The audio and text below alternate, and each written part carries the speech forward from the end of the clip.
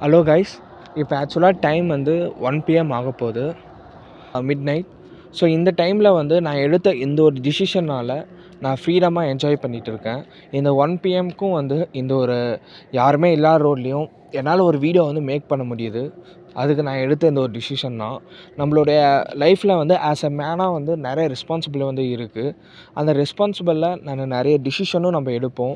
அந்த டிசிஷன் ஒரு சிலது வந்து கரெக்டாகவும் அமையலாம், ஒரு சில டைம் கரெக்டாக அமையாமையும் இருக்கலாம்.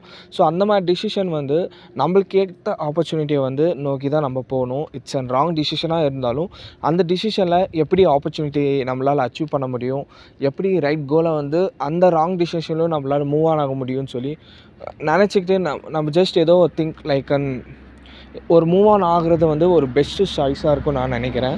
Apart from the money, the freedom, நீங்கள் நினச்ச மாதிரி இம்ப்ளிமெண்ட் பண்ணுறது, நீங்கள் நினச்ச டிசையர் ஆக்ஷனை இம்ப்ளிமெண்ட் பண்ணுறது, இதெல்லாம் ரொம்ப important. Apart from the money, we depends on others.